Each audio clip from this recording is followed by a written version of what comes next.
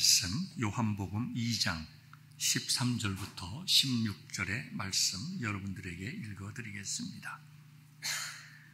유대인의 유월절이 가까운지라 예수께서 예루살렘으로 올라가시더니 성전 안에서 소와 양과 비둘기 파는 사람들과 돈 바꾸는 사람들이 앉아 있는 것을 보시고 노끈으로 채찍을 만드사 양이나 소를 다 성전에서 내쫓으시고 돈 바꾸는 사람들의 돈을 쏟으시며 상을 엎으시고 비둘기 파는 사람들에게 이르시되 이것을 여기서 가져가라. 내 아버지의 집으로 장사하는 집을 만들지 말라 하시니 하나님의 말씀입니다. 우리가 지난 시간에는 예수님께서 첫 번째 기적을 행하신 가나의 혼인잔치 사건을 함께 나누었습니다. 요한은 예수님께서 물을 포도주로 만드신 첫 번째 사건을 통하여 예수님께서 하나님과 동일한 영광을 받으시는 분이시요 제자들이 그 사건을 통하여 하나님을 그들의 메시아로 믿었다고 하는 것을 강조하였습니다. 여러분 생각해 보십시오. 잔치라고 하는 것은 어떻게 보면 우리의 교회 생활과 같습니다. 우리가 편하게 얘기해서 교회 가서 신앙생활을 한다고 이야기할 수가 있습니다. 가나의 혼인잔치에 참여한 사람들은 세 종류가 있었어요. 잔치에 참석한 손님들. 그들은 나중에 더 좋은 포도주를 마셨고 기분이 좋아서 갔을 겁니다. 참 잔치 잘했네. 잔치를 준비한 사람이 끝까지 좋은 포도주를 냈는데 나중에 먹은 포도주가 더 좋은 포도주였어. 아마 사람들은 칭찬하며 갔을 것입니다. 예수님의 말씀에 순종하여 기적을 본 사람들도 있었는데 곧 하인들이었습니다. 그들은 신분적으로 매우 낮은 사람들이었지만 예수님의 말씀에 순종해서 그들의 예수님께서 물을 포도주로 만드는 놀라운 표적을 그들이 체험을 하였습니다. 그럼에도 불구하고 그들은 표적만을 경험하고 놀랍고 신기하게 생각했지 그 사건을 통해서 예수님을 그들의 구주로 발견하지는 못했습니다. 세 번째 부류의 사람들은 소수이긴 하지만 5명의 예수님의 제자들이었습니다. 그들은 예수님이 제자가 된 지 아마 며칠 되지 않았을지 모릅니다. 그런데 그 표적을 보고 그 표적을 통하여 나타난 예수님의 영광을 보았습니다. 하나님이시 아니시라면, 창조주가 아니라고 하면 어떻게 사람이 물로 포도주를 만들 수 있겠는가? 성령께서 그들의 마음속에 은혜를 베풀어 주사 이 사건을 통하여 신기한 표적을 넘어서 하나님의 영광을 보게 하시고 성령께서 그들의 심령 속에 은혜를 주셔서 예수님을 그들의 구주로 영접하게 하셨다는 것입니다. 그래서 제자들은 예수님을 만난 지 며칠 되지도 않았을 것이며 예수님보다 나이가 많은 베드로와 같은 사람도 있었지만 그들은 그들의 모든 것을 버려두었습니다. 가정을 버리고 아내와 자녀들을 뒤에 두고 전심을 다하여 예수님을 따르는 제자들이 되었습니다. 좋은 포도주를 마셨다고 해서 그들이 제자가 된 것이 아니었습니다. 이적을 보았다고 해서 그들이 예수님의 제자가 된 것은 아니었습니다. 그들이 예수님을 통하여 하나님의 영광을 보고 그 이적을 통하여 메시아로 믿어졌기 때문에 그들은 모든 것을 두고 예수님을 따랐다는 것입니다. 요한이 말씀하고자 하는 것은 바로 이것입니다. 우리의 신앙생활을 통하여 기적을 보는 것 중요합니다. 또 즐겁고 기쁜 일을 많이 경험하는 것도 중요합니다.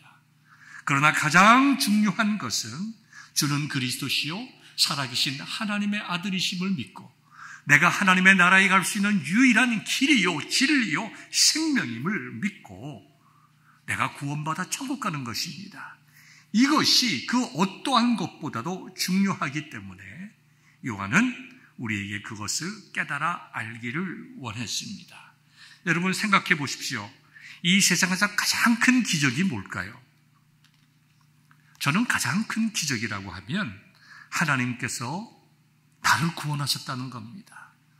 제가 제 자신을 돌아볼 때에 제가 하나님의 은혜를 받아 구원받을 하등의 선한 것이 없습니다. 여러분들이 저를 볼 때 어떻게 보실지 모르지만 조윤기 목사님의 정말 찬송시와 같이 제가 제 인생을 뒤돌아보면 기억이 나는 것은 하나님과 사람 앞에 부끄러운 죄밖에 없는 거예요. 내가 하나님 앞에 선하게 살아온 적이 있는가? 별 기억이 없어요. 내가 사람 앞에 참 선하고 아름답고 귀한 일을 했나? 그런 것도 별 기억이 없어요. 내 마음속에 기억이 나는 것은 지나갈 뒤돌아보니까 참 나는 정말 죄 가운데 살았구나. 그럼에도 불구하고 하나님께서 내 생명 이 순간까지 인도하시고 은혜를 주시고 주의 전에서 말씀을 선포하게 하신 것, 이것 조금 하나님의 은혜다. 이것이야말로 기적이요. 우주가 다 변해도 정말 바꿀 수 없는 참으로 귀한 은혜요 기적이다. 여러분의 신앙생활의 초점이 이와 같은 기적에 초점을 둘 수 있기를 바랍니다. 토니 스노우라고 하는 분이 있었습니다. 1955년생인데요. 이분은 컬럼니스트고 신문사나 방송국에서 오랫동안 일한 사람입니다. 조지 W. 부시 대통령 행정부에서 백악관 비서를 했던 분입니다. 이분이 2005년도에 대장암 3기를 진단받았습니다. 그리고 2007년 받고 이제 복귀를 했는데 2007년 3월에 그 대장암이 간에 전이가 되어서 고생을 하다가 2008년도에 그분이 53세의 일기로 사망을 했습니다. 근데 이분이 굉장히 훌륭한 신앙인이었습니다. 그 가정이 예수님을 잘 믿는 신앙인인데요. 이분이 2007년도에 백악관 대변인으로 일할 때에 대장암과 싸우면서 브리핑에서 그가 참 이런 말을 여러 번 했습니다. God has not promised us a tomorrow, but God has promised us eternity. 무슨 말일까요? 여러분, 우리들의 인생 속에서 많은 어려움이 있습니다. 갈등도 있고 고민도 있고 병에 걸리기도 하고 자녀들이 우리들의 마음을 갈기갈기 찢어놓기도 하고, 그래서 때로는 우리가 그것을 놓고 하나님 앞에 간절히 기도합니다.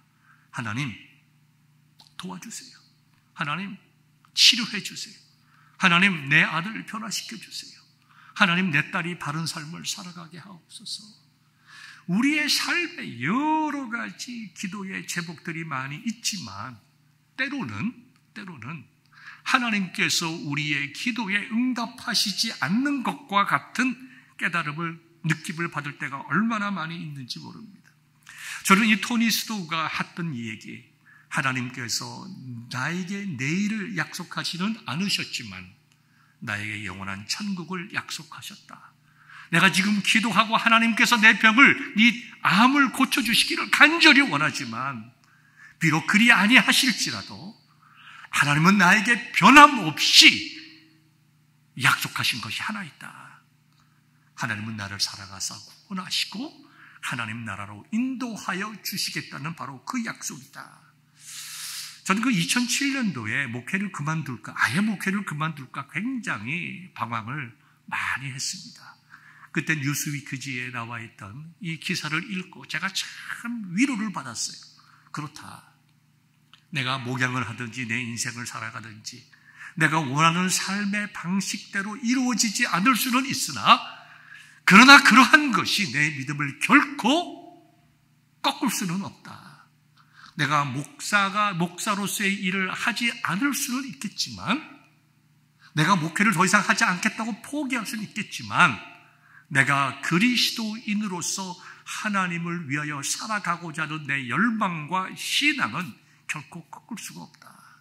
제가 그 참 어려운 가운데서라도 내가 신앙을 포기하지 아니하고 목회를 포기하지 않고 일어날 수 있었던 귀한 말 한마디였습니다.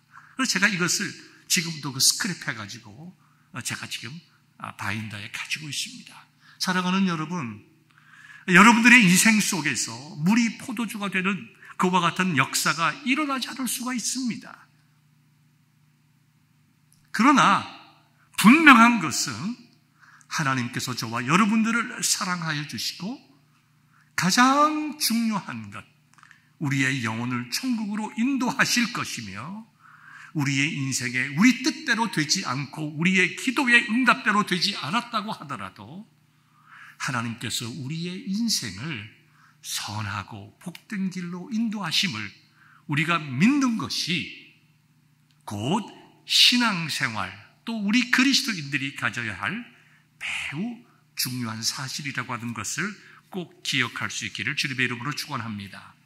예수님께서 이와 같은 놀라운 일을 베푸신 후에 이제 유월절을 지키기 위하여 예루살렘 성으로 올라가셔서 성전에 들어가서 양과 소를 파는 사람들을 내어 쫓으시고, 그 다음에 돈을 바꾸는 환전상들의 그 상을 뒤엎으시고, 그 다음에 비둘기 파는 사람들의 앉아있는 의자를 발로 차서 일어나 나가게 하셨다라고 하는 내용이 저와 여러분들이 읽은 본문의 내용입니다.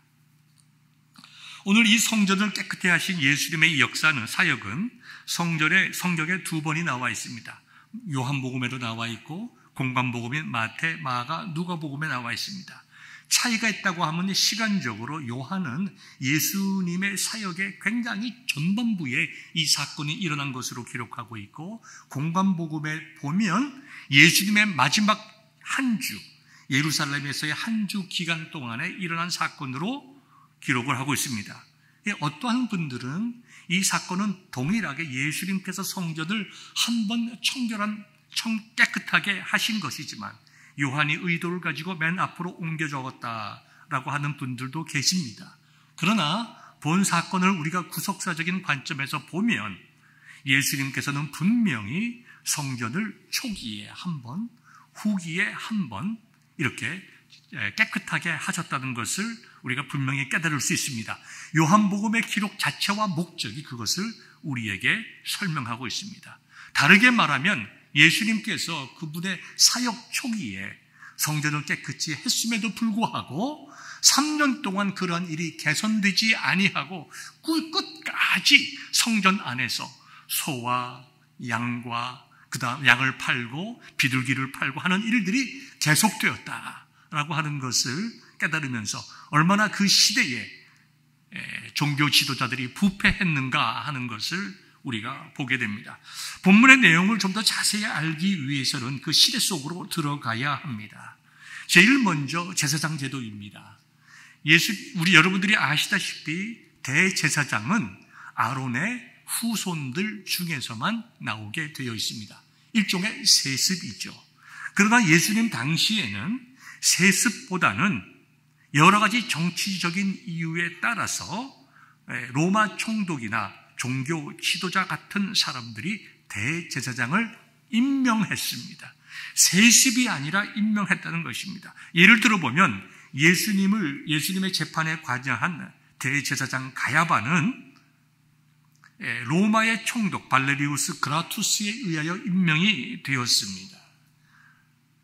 그 다음에 그 당시에는 헤롯 성전이, 예루살렘 성전이 이렇게 건축이 되고 있었습니다. 여러분들이 아시는 대로 성전은 3번 건축이 되었습니다. 첫 번째가 솔로몬 성전이죠. 두 번째가 바벨론으로부터 무너진 그 솔로몬 성전을 다시 스룹바벨이 재건했습니다.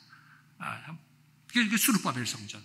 그 다음에 그 성전을 이제 헤롯이 신앙적인 목적이 아니라 정치적인 목적으로 이제 증축을 했습니다. 83년 동안 예수님 태어나시기 전부터 시작해서 이 헤롯 대왕이 그 완공을 보지 못하고 죽었습니다. 그러니까 예수님께서 사역을 하시는 그 시대는 지속적으로 예루살렘 성전이 건축이 되고 있었다라는 것입니다. 헤롯이 왜 이렇게 성전을 이렇게 증축을 했냐 하면, 이 사람은 유대인이 아닙니다. 유대인이 아닌 헤롯 대왕이 유대인들, 종교 지도자들의 환심을 사기 위해서 성전을 건축했고, 또 로마의 총독으로부터, 로마의 황제로부터 능력 있는 사람인 것을 인정받기 위해서 전혀 신앙적인 목적이 아니라 정치적인 목적으로 성전을 지었습니다. 이와 같이 대제사장 제도가 비성경적으로 흘러갔고, 그 다음에 성전을 짓는 목적이 비성경적으로 지어질 때에 우리가 볼 수 있는 그림이 있습니다. 바로 영적인 부패입니다. 그렇기 때문에 이것은 단순하게 사고 파는 문제를 넘어서 하나님께 예배드리는 성전의 거룩함에 대한 그 시대적인 부패성을 나타내고 있는 것입니다. 그래서 예수님께서도 단순하게 너희들이 이러면 되겠느냐, 너희들이 장사하면 되겠느냐, 너희들이 이렇게 장사를 해서 예배를 방해하면 되겠느냐, 이와 같은 윤리적이고 도덕적인 것이 아니라 근본적으로 성전이 무엇인가, 무엇하는 곳인가, 그리고 예수님 자신이 성전됨을 인하여 예수님 앞에서 장사하는 그와 같은 사람에게 예수님께서 너희들이 이 자리에서 나감으로 사람들로 하여금 온전히 하나님께 예배하며 온전히 예수님에게 초점이 맞추어질 수 있도록 예수님께서 그 시대에 대해서 혁명적인 행동을 하셨다는 것입니다. 이와 같은 잘못된 일들은 예루살렘 성전의 이방인의 뜰에서 행해졌습니다. 우리가 예루살렘 성전을 좀 구별해 보면요, 장소적으로 가장 크고 입구에 이방인의 뜰이 있었습니다. 거기는 이방인들도 가서 기도할 수 있었어요. 모든 사람들이 이방인의 뜰을 통과합니다. 놀라운 것은 여러분들이 솔로몬 성전을 보게 되면 솔로몬이 하나님 성전을 이제 완공하고 하나님께 예배 드릴 때에 이방인들을 위하여 기도했습니다. 하나님, 이방인들도 이 성전에 와서 기도할 때에 그들의 기도를 들어주옵소서. 이방인들도 자기들의 나라에서 먼 곳에서 성전을 생각하고 하나님을 생각하며 기도할 때에 그들의 기도에 응답하옵소서. 무슨 말일까요? 하나님께서는 성령을 통하여 솔로몬으로 하여금 그와 같은 기도를 하게 하셨는데, 하나님의 구원의 계획이라고 하는 것은 유대인에게만 해당되는 것이 아니라 누구든지 하나님을 믿는 자, 누구든지 하나님을 믿고 이 땅에 인간으로 오신 하나님이신 예수님을 믿는 자들에게 구원의 문이 열려 있다고 하는 것을 이미 구약시대부터 보여주었다는 것입니다. 그래서 그 시대적 속으로 들어가 보면 여러 가지 문헌을 보면 많은 이방인들이 아직 예수님을 믿기 전에 많은 이방인들이 하나님 앞에 나와서 기도하고 그들의 죄를 고백하고 말씀을 묵상하면서 새로운 삶을 살아가고 하나님의 은혜와 능력을 받기를 소망했다는 것입니다. 그게 이방인의 뜰이에요. 그 이방인의 뜰을 지나면 여인들이 들어갈 수 있는, 유대 여인들이 들어갈 수 있는 여인의 뜰이 있습니다. 그 다음에는 모든 유대인 남자들만 들어갈 수 있는 유대인 남자의 뜰이 있었어요. 그 다음에는 제사장만이 들어갈 수 있는 제사장 뜰이 있었고, 그 다음에는 성소가 있었고 지성소가 있어서 대제사장만 그곳에 들어갔습니다. 이처럼 6단계의 구간이 있었는데 오늘 본문의 배경은 이방인의 뜰이었죠. 가장 크고 누구든지 재물을 가지고 올 수 있고, 그 다음에 헌금을 하기 위해서 이제 환전을 할 수 있고, 유대인들은 1년에 한 번씩 반세겔을 내는 성전세를 내기 위해서 어떤 사람들은 이제 외부에서 다시 이제 성지순례 하는 가운데 그와 같은 환전을 했습니다. 이 환전이라는 것도 아무 돈으로 헌금하는 것이 아니라 성전에서 받는 돈이 있었어요. 동전입니다. 그것을 성경적인 말로 하면 세겔이죠. 그래서 모든 20세 이상의 유대인들은 1년에 한 번씩 반세겔의 성전세를 냈습니다. 여러분, 지금도 이제 일종의 종교세 아니에요?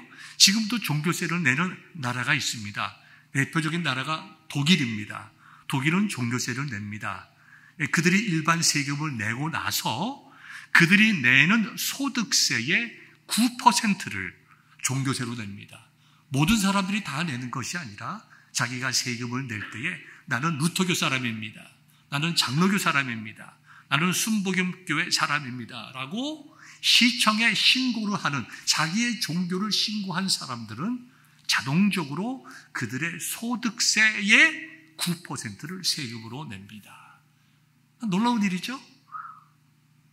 이게 1년에 반세기를 낸다고 하는 것은 그와 같은 종교세였습니다. 그런데 그것을 그 당시에 로마 주화로 내는 것이 아니고 두로의 은전으로 냈습니다. 이 두로의 은전이라고 하는 것은 그 당시에 사용되는 로마 돈이 아니라 페니키아의 두로라고 하는 도시에서 만든 은화인데 굉장히 순도가 높아서 한 94에서 96%까지의 주화였습니다. 로마 은전은 돈은 순도가 은에 대한 순도도 낮고 거기에 로마 황제의 얼굴이 들어가 있기 때문에 그것을 우상시하던 사람들이 그것을 성전에서 그 동전을 받지 않았습니다. 생각해 보십시오. 멀리서 하나님께 제사를 드리기 위해서 양과 소를 가지고 오는 사람들은 매우 까다로운 검사를 겪어야 했습니다. 하나님 앞에 드려지는 그 짐승들은, 제사물들은 순결하고 깨끗해야 했습니다. 흠이 없어야 했습니다. 먼 곳에서 오랫동안 천천히 걸어가는 양과 소를 가지고 와서 검사받고 통과받아서 제물로 드리는 것은 쉬운 일이 아니었습니다. 이스라엘을 가보면요, 양의 문이 있습니다. 성전에 들어가는 제물들을 팔고 했던 그 양의 문이 있습니다. 그것이 아마 예루살렘 성전으로 들어왔을 거예요. 조금씩 가까이 갔을 것입니다. 한 군데뿐만 아니라 여러 군데 팔고 있었지만 적어도 이방인의 뜰 아래서 파는 소와 양과 비둘기는 어떤 의미일까요? 제사에 드리기에 합당한 제물이었을 것입니다. 그렇기 때문에 이미 제사장들이나 함께 일하는 레위 사람들이 이미 검수를 마친 거였을 것입니다. 우리는 그 타락한 영적인 그 현실 속에서 어떠한 일이, 어떤 금전적인 거래가 있었을까 하는 것을 우리가 쉽게 상상할 수가 있습니다. 그러니까 이런 것은 어떻게 보면 시작은 편의를 위해서, 어떻게 보면 좋은 의미를 가지고 했을지 모르지만 근본적으로 대제사장 제도와 그 다음에 로마 치하에서 있었던 그 성전 건축이라고 하는 그 큰 일이 맞물려져 있어서 이와 같은 선함이 시간이 갈수록 변질되어서 하나님 앞에 제사 드리지 못하게, 바른 제사를 드리지 못하게 하고 바른 기도를 드리지 못하게 한 현실로 바뀌어지고 말았다는 것을 우리는 알 수가 있습니다. 여러분, 이방인의 뜰을 생각해 보십시오. 거기서는 이방인들이 와서 하나님께 예배드리는 장소입니다. 하나님께 간절히 기도하고 회개하고 하나님의 말씀을 듣고 묵상하고 배우는 장소입니다. 이방인들은 그 외에는 더 깊이 들어갈 수가 없었어요. 그런데 그 자리에서 소가 울고 양이 울고 비둘기를 팔고 돈을 바꾸고 하는 그 시끄럽고 남잡한 그 속에서 어떻게 이방인들이 하나님 앞에 나아가서 예배를 드릴 수 있었을까요? 그리고 그 시대에 예배드리는 이방인들은 대부분 어디서 왔겠어요? 다 멀리서, 다 순례객으로 참석한 것입니다. 많은 시간과 경비를 들여서 하나님께 예배드리기 위해서 나온 사람들일 것입니다. 많은 사람들이 정말 꿈을 가지고 순례하듯이 그 자리에 와서 하나님께 예배드리는 거예요. 소망을 하나님께 두고 기도하는 자리입니다. 말씀을 듣고 배우는 자리입니다. 그들이 정성껏 하나님께 예물을 드리는 자리예요. 그런데 그와 같은 예배가 근본적으로 방해받았던 것이 예수님께서 분노하신 이유였다. 이와 같은 예수님의 분노는 당연히 종교 지도자들의 미움을 받게 되었고, 시간이 감에 따라서 예수님의 그 모든 행하시는 것과 맞물려서 예수님을 죽음으로 몰아가게 하였다는 것입니다. 우리가 오늘 읽지는 않았지만 요한복음 2장 17절부터 22절까지의 말씀을 요한은 어떤 의미로 했는가 하면, 참되게 성전이 회복되기 위해서는 예수님께서 죽으심으로만 가능하다.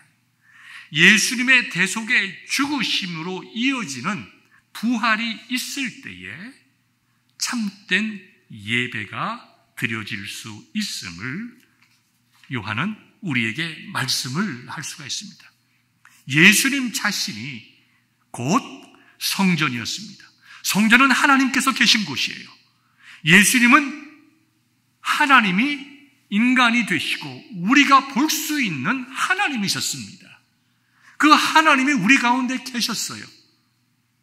건물이 아니라 예수님 자신이 그 시대에 사람들 앞에 계심으로 성전 이방인의 뜰에 서 있는 그 자리가 지성소보다 더 중요한, 지성소 그 자체인 예배의 초소며 예배의 대상이었다는 것입니다.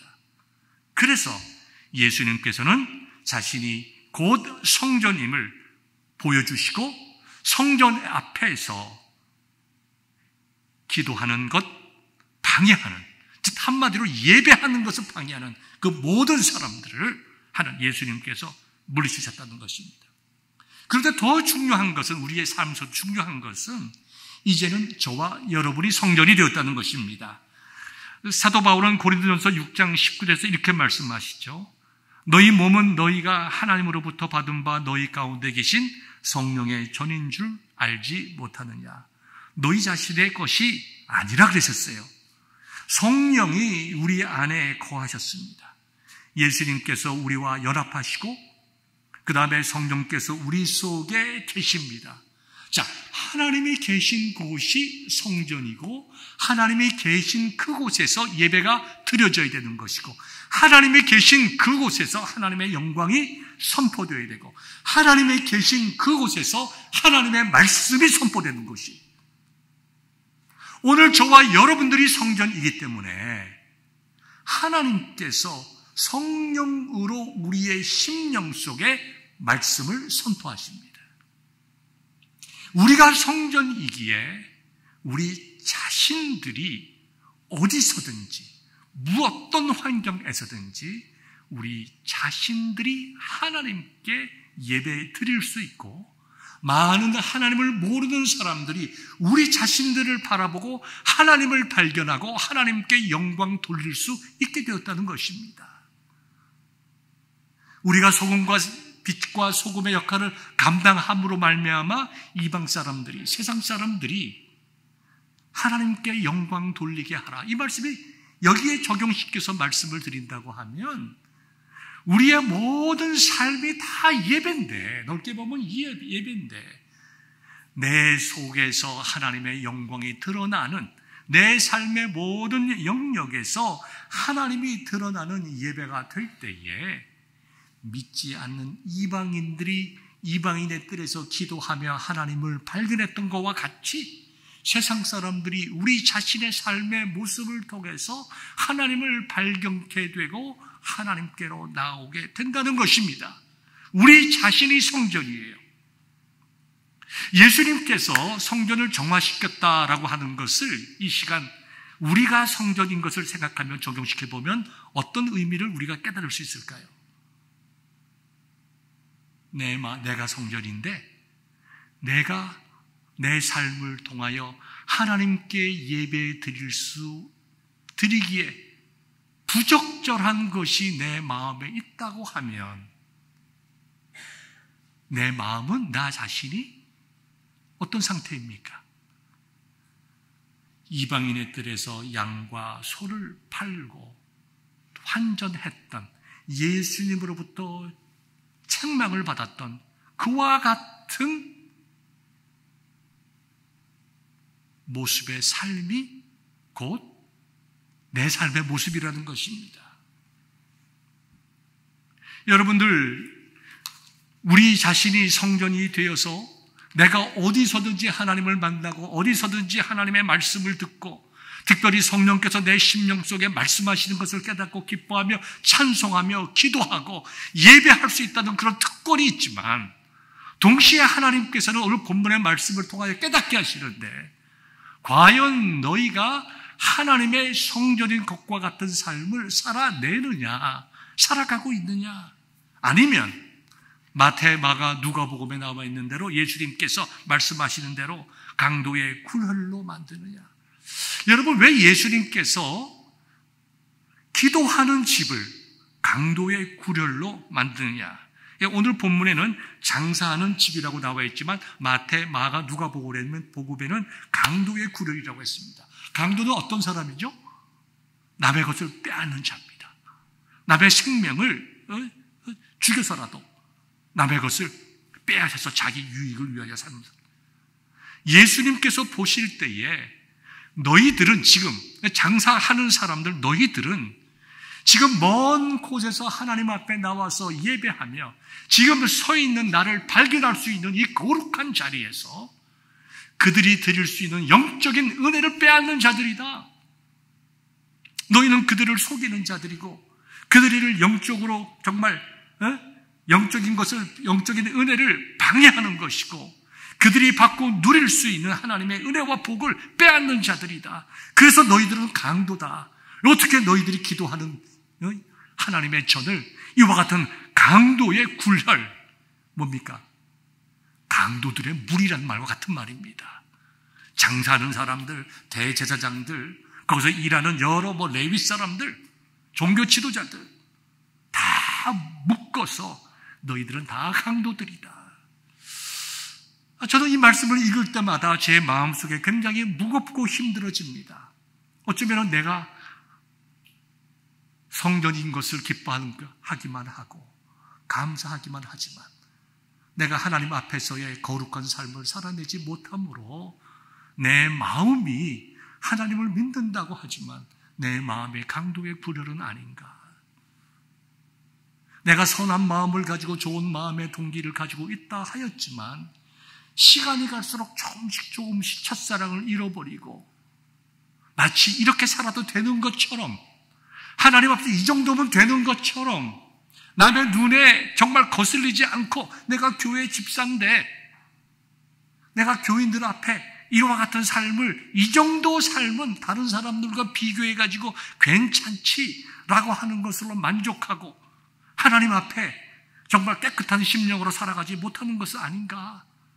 여러분, 우리 자신들을 뒤돌아보면 이 말씀은 참으로 많은 도전을 주십니다. 저와 여러분들이 아는 귀한 말씀이 있죠. 로마서 12장 1절과 2절의 말씀이죠. 형제들아, 그러므로 형제들아. 이 말씀은 굉장히 중요한 말이에요. 로마서 1장부터 11장까지는 오직 믿음으로 말미암아 구원받는 걸 이야기하고 믿음으로 말미암아 구원받은 자들은 믿음으로 살아야 되는 것을 말씀했습니다. 그래서 너희들이 믿음으로 구원받은 하나님의 백성이라면 내가 너희들의 하나님의 자비하심으로 권한다. 강권한다. 이게 영어 표현은 urge, 푸시하고 정말 강권해서 잡아 흔든 것이 뭡니까? 너희 몸을 하나님이 기뻐하시는 거룩한 산 제물로 드리라. 이는 너희가 드릴 영적 예배니라. 너희가 드릴 예배는 어떤 것인가? 너희가 성전이므로 너희 몸이 어디에서 무엇을 하든지 너희가 사람을 무엇을 보든지 듣든지 말하든지 가든지 어떤 일을 행하든지 다 하나님께 드려지는 깨끗한 제물이 되어야 된다. 물론 우리들의 심령을 말하는 것이죠. 우리들의 몸이라고 하는 것은 우리들의 생각과 뜻에 따라서 움직입니다. 그러나 사도 바울은 여러 가지 비유적인 의미로 이야기하는 것이죠.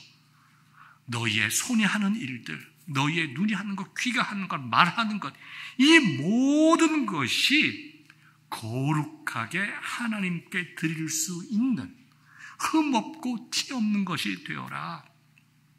이 세대를 본받지 말아라. 이 세대는 다 정말 어떻게 됩니까? 하나님을 대적하고 배반하는 것이다. 예수님 당시의 세대가 어디입니까? 이방인의 뜰에서 장사하는 거예요. 그게 그 시대의